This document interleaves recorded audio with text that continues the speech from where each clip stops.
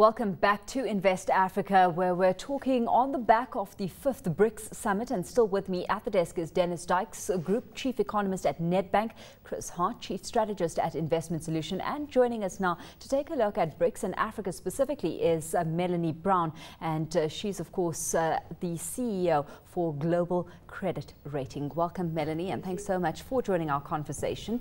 This is, as we've been talking about, the 5th official summit. It's the 3rd that South Africa is participating in since joining the grouping. To what extent does that, in your book, stand as testament to the longevity of the political will which actually underpins this grouping?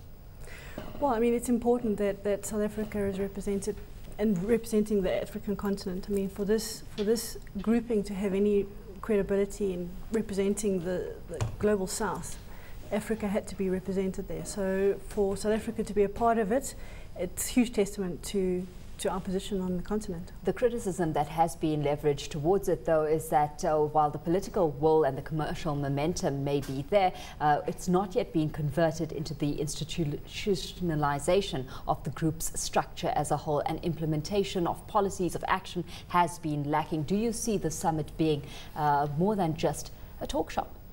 It has to be. I mean, going forward, there's been so many discussions leading up to this point in time that I think that itself speaks to what needs to come out of the summit these next couple of days. There needs to be an action plan, there needs to be commitment, and there needs to be a clear vision in terms of where this is going to go. Where are your confidence levels sitting, Dennis? Well, look, I mean, I think I'd have to say that one of the reasons for the development bank idea is that was something that they could actually concretely put on the table.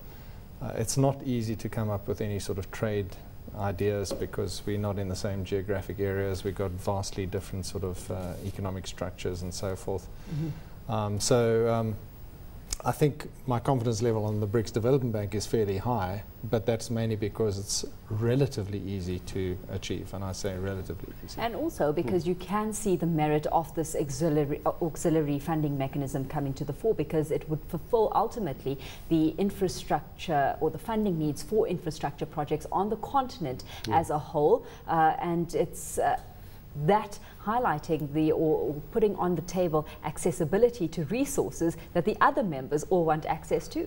No, exactly. They will be competing for resources, and you know, the whole point about an emerging market grouping is there's always need for funding for infrastructure, and you know, but we need to be mindful that when it comes to how will these funds actually, where will they eventually go? And we need to be mindful that India is infrastructure constrained. Mm-hmm. Okay, Brazil is infrastructure constrained. In comparison, our infrastructure is actually fabulous. All right, and that's going to be the difficulties. I know there's some, how could you say, bottlenecks in power development and that kind of thing. But at the end of the day, South Africa's infrastructure really is ahead of certainly Brazil's and India's, you know, in terms of what it has to actually deal with, and the actual load and economic activity load that it has to actually take.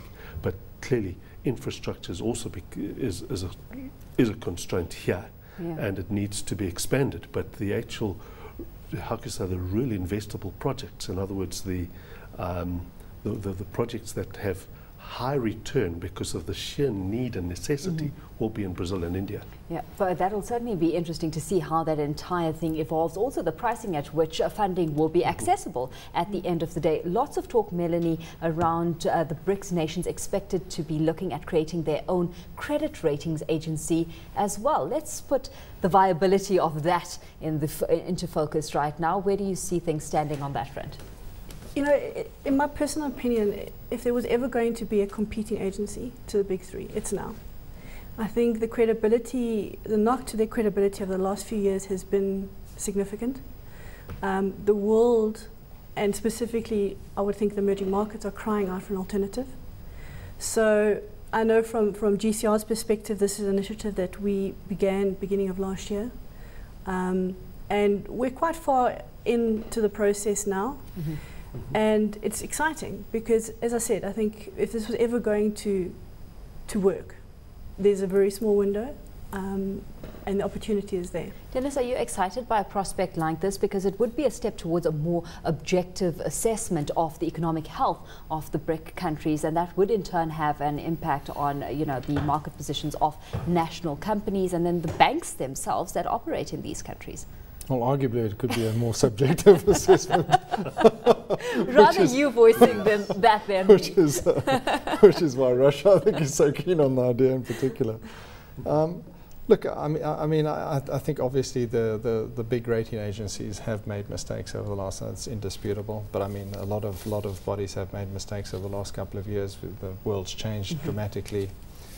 The issue really is, though, where do you want to access funds from? Because if you're going to be accessing the big US institutions, they're not going to look at a BRICS rating agency more favorably than an S&P, whatever the faults.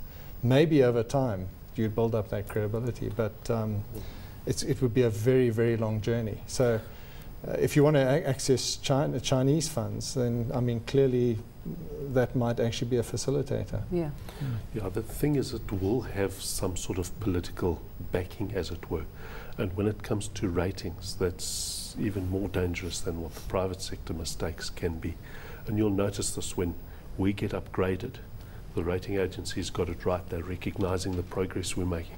We get downgraded. They get it wrong. No, you don't believe them. That kind of thing. And so one wonders, for instance, if the rating agencies came up and said, okay, China, you BBB, would they be fired? At what rating do they need to come up with for the emerging markets, and specifically their paymasters, as it were, to keep their jobs, as it were, and still be reasonably credible? So, and I know I'm being cynical here, but one's got to be very careful of how could you self-auditing, if you like. Absolutely. Is that we need something that is independent and credible. If it's not independent and credible, then forget about it. Well, unfortunately, we're going to have to leave the conversation there. Thanks so much to you all for joining me at the desk today. That's all the time we have for this edition of Invest Africa. Of course, my guests at the desk with me today, Melanie Brown, Africa Director for Global Credit Rating, Dennis Dykes, Nedbank Group Chief Economist, and Chris Hart, Chief Strategist at Investment Solutions. It's goodbye from me, Alicia Seckham. Until next time.